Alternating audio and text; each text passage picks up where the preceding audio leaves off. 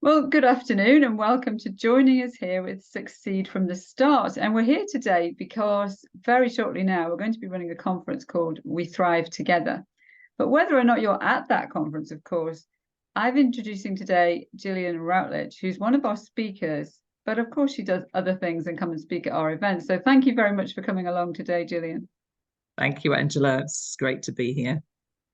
And what we're going to talk about today is connected with thriving together. And that's not just about relationships within community, it can be with family, can be with each other, with partnerships. And I know that you're an expert in relationships as a whole, but who do you primarily work with?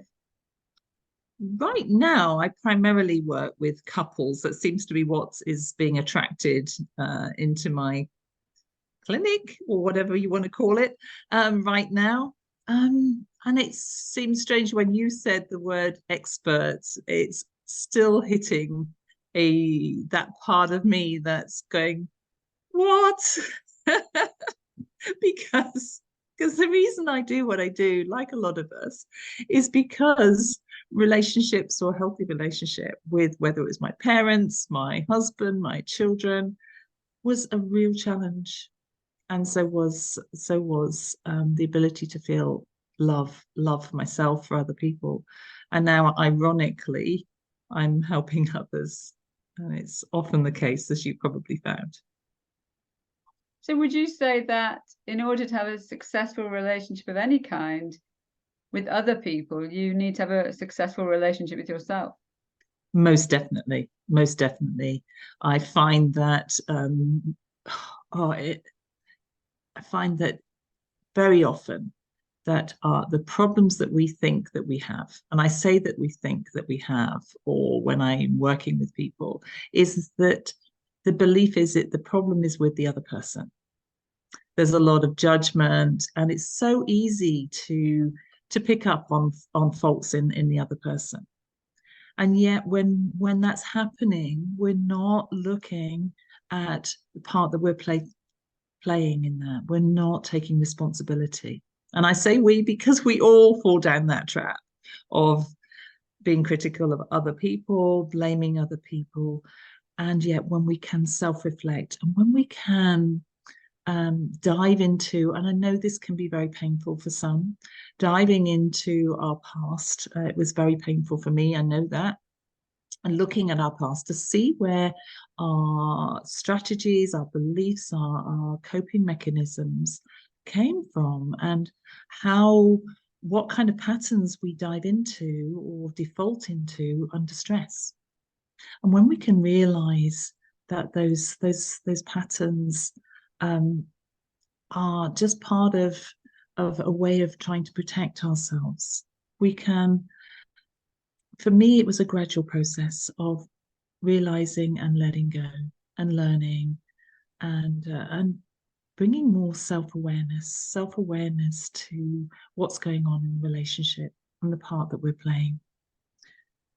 That's I mean, it's a really interesting approach, and actually I think most people listening to it deep down in their hearts, they do know that often we start criticizing the other person because it hides actually the things that might be wrong, or the things that we might be doing that certainly aren't helping. They may not have been the catalyst, but they probably aren't helping. So do you find that the first time you work with somebody, there's a lot of nervousness in the room, there's a lot of... Oh, absolutely, there is. I've seen people come into, because I have a cabin in the bottom of the garden, and initially they come to the front of the house, come through the house, and the first thing I do is make them a cup of tea. And sometimes I've noticed that they're physically shaking. You know, there's this knowing that something's going to come to the surface that's not going to be comfortable, and more often than not, it's not. And I really take my hat off and admire those people that come and are willing to face those fears and to do the work. It's phenomenal. And what I'm finding as well is that more and more men are actually coming through the doors too. A lot more men are are willing to do the work for their partners, for their children, for their family, and it's phenomenal. So that must bring you a lot of joy in actually watching other people uncover the joy that's within them, actually, but it's probably hidden away. I absolutely love it. Absolutely love it. And the reason for overcoming my fears, and they are fears, of standing on a stage to talk to a wider audience about this, is because these issues are universal. We think that they're just personal to us or for that one person, and yet most of the issues we've all come across or face or yeah, a part of our lives.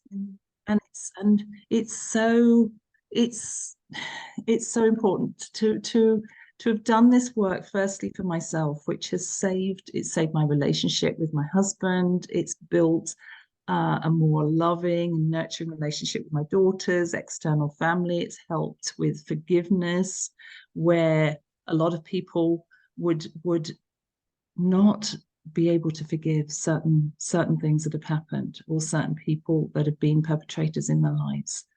And it's so freeing, really freeing. And this really, I believe strongly, the simple tools, techniques, skills, whatever you want to call them, need to be out there. This is why this book that I'm writing is finally going to be on the bookshelves and out there for public consumption. And I really believe that these simple skills and tools, if they were taught within families, in schools, any kind of institution, organization, business arena, if they were taught, there would be all relationships would be far more harmonious. Sorry, I'm on my soapbox. No, that's absolutely fine. I mean, we all know the difficulty of relationships, and obviously in years gone by, we do know that people stayed together because that's what you did, and it wasn't necessarily because the relationships were really healthy. And people look now at breakup of relationships, and there's some reasons for that, but it's really sad when two people have come together in a commitment to each other and then things go wrong. And it sounds like that you could be somebody that would help those things go right again. Absolutely. And most of the time I discover that the couples that come through that door, sometimes they're at the verge of breaking up because there's a breakdown in communication. And more often than not, there's a love there between them, and it's discovering what they fell in love with. Mm-hmm. And one of the things, that the simple things that we do, is to get them to reflect to each other what they love about each other, because it's so easy, and it's a trap that we all fall into, of focusing on the negative, focusing on what isn't being done, said, or what we don't like. Mm-hmm. I could just watch couples melting into each other as they reflect back what they love about, and to have that reminder. Yeah, it's a joy. It really is a joy, and I love it. I absolutely love it. So what are you most looking forward to about speaking at the conference? As I say, it's called We Thrive Together. So if you're watching this and you've got maybe struggles with your relationships, then definitely make a point of coming along, because you'll be meeting Gillian there. So what are you most looking forward to about it? Oh, I most look forward to with these events. I love live events, and I know COVID sort of put a halt on all of that for a while. So there's a huge thirst out there to have in-person events. Mm. And what I love most is the connections that are made. Sometimes the connections that are made are lifelong friendships. Mm. And also, I believe that there's some kind of a divine intervention that happens, whatever you want to call it, or guidance that we don't know about, that can take place, that happens. And yet what I would say is that's quite common is that, and I fall into this as well, is that prior to something coming up, something that's going to be really transformative, is that we hit on resistance. Mm-hmm. So, and you're nodding, you recognize this one. We hit this resistance, and we can feel it physically in the body. And the problem with that is that then the mind will conjure up all kind of excuses not to do that very thing that's going to make huge changes in our life, that can be transformative, and we miss an opportunity. So if you're listening to this, it's what I would invite you to explore is physically going into your physical body and exploring the difference between what is resistance and what is the true calling to do. Because there is, so it's the resistance often is felt in the solar plexus, where there's anxiety, and the true calling is in your heart. And I know, Angela, that you work with heart-led coaches, and so it's that calling from the heart. And if there's any struggle, whether it's with a personal relationship, an intimate relationship, or with your children, I know there's so many parents and children that can become estranged because of challenges, and it doesn't need to be that way. No. It doesn't need to be that way. There's so many experts going to be there, and I'm so excited about listening to the other experts on financial matters. So, you know, that relationship we have with our finances. And I believe that everything is interconnected. It's not about a separation between finances or a relationship with our mother, for instance, or our children or our husband. It's all interconnected. So when we build on the relationship, first and foremost, with ourselves, then other relationships are with everything else, whether it's money, whether it's in business, whatever it is, all falls into place. Yeah, that's absolutely right. So, well, thank you for coming along, Gillian, and just sharing a bit about what you're going to be talking about, but bringing it together there at the end. So we do have speakers on financial health, on emotional health, physical health, and then just things that, different habits that you might have formed in your life. But all of these things ultimately are to do with relationship, and they have an effect on a relationship.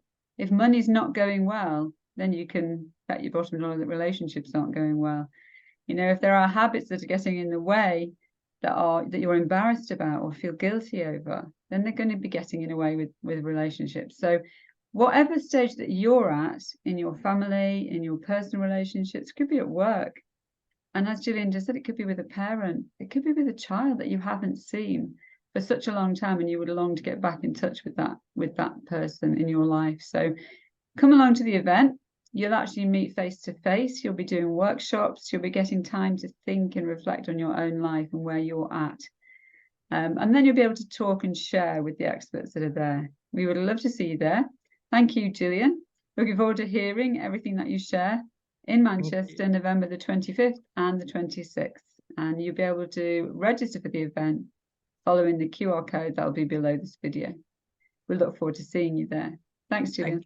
Thank you, Angela. Thank you very much.